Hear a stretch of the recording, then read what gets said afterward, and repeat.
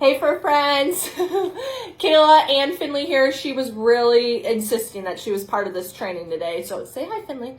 Okay, we're gonna put her down. We hope that you guys have enjoyed selecting your brand colors.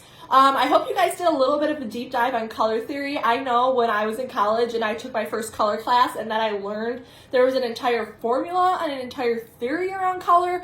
I did like the deepest dive ever. I bought myself a color wheel. I hung it up on my wall, and that was kind of where my love and obsession with color came to be.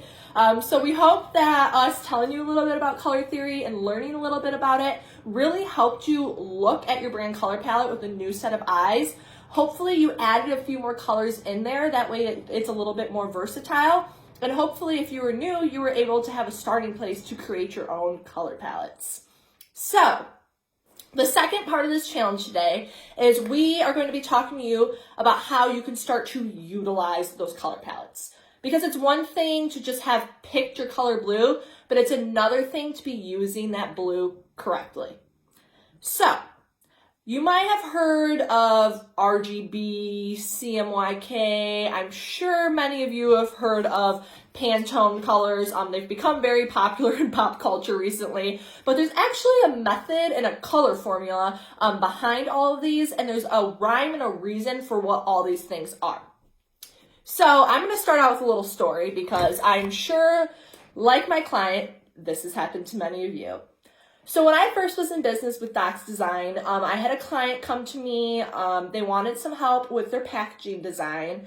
They had initially hired a designer off Fiverr, which I know we all need to go somewhere, but Fiverr sometimes just really isn't ideal, especially if you're printing large sums of packaging design. Well, this client of mine did not realize that the designer had spec'd all their colors in RGB. So RGB is the color formula of red, green, blue that is used on a website. So when you see like super bright colors, like for example, my Dox Design blue, that's really bright and vibrant, it is very hard to replicate that bright, vibrant color in print. Because print is not RGB, print is CMYK, which I'm going to explain this all to you guys a little bit. But first, let me tell you my story. So this client of mine loved her bright colors, went to put them on the packaging design that this Fiverr designer had designed, and was very disappointed when they came back very muted and they weren't her bright color. And she was like, what the heck is going on? So it is really important that you understand these different color codes so something like that doesn't happen. She ended up investing a ton of money on this print job and got all her packaging right. And it wasn't the brand colors that she just spent so much time selecting and paying someone to get the color palette for her. So we're going to talk about colors. We already got our color palette. We're going to talk about the different formulas and what you need to know.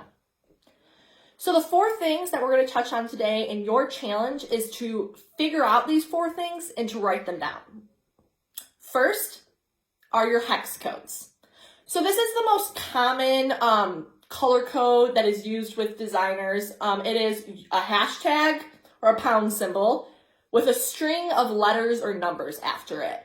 I'm sure if you've utilized Canva, you've seen something like this. When you go into their color picker and you select something, you'll get that string of numbers. That's very commonly used on like social media things, websites, to get your color replicated over and over again.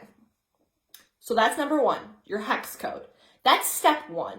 If you have that written down, fabulous. That's a great place to go. Above, I posted some links about if that is all you have, how you can start to get some of these other color formulas. The second one, which is really similar to hex code, it's pretty much the exact same thing, is RGB, like I just mentioned. RGB stands for red, green, blue. And it is how all colors on the internet are displayed to you, is with red, green, or blue. That hex code is just a certain code of a mixture of RGB. RGB is like the actual definition of how much percentage of red, how much percentage of green, and how much percentage of blue your color is. So it's just a more defined formula of what your hex code is. Now, this is where things get tricky. we have our hex code, we have RGB. We've established that that is for web. When you start to move to print, when you start to print things out, color formula that is used is CMYK. CMYK stands for cyan, yellow, magenta. K is black for some reason. Don't ask me why, that's just what it is.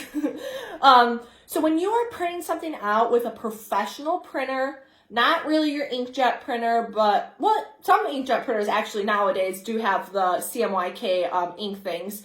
What it does is it lays down one color at a time, and those four colors, the cyan, which is blue, the magenta, which is the hot pink, the yellow, and the black, all mix together to create that color. So as I mentioned with my client story, it's really hard to replicate that vibrancy via print.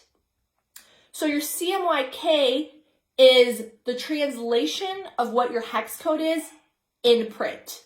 For a lot of clients, the color will be a little on the dollar side because, like I said, you aren't getting that vibrant digital. You're getting the ink that's being laid down and absorbed into the paper. So you want to know your hex code, you want to know your RGB, but you also want to know your CMYK translation. That way, when you're taking something in the digital space and printing it, it's close or close enough. It's really hard, like I said, with those bright colors to get it right on the money unless you are using our handy dandy Pantone colors. So yes, I'm sure you guys have seen this. Like I said, they're becoming very popular in popular culture. I've seen graphics made out of Pantone chips.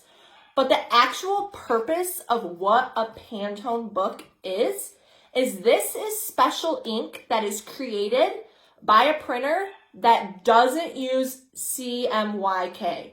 This is just one color, one thing of ink that's getting laid down, so the color is right every time.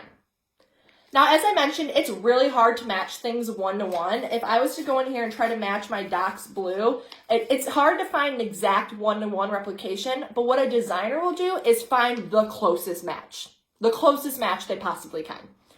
So I will go in here and say that this is pretty close to my Dox blue. I will write down that Pantone color.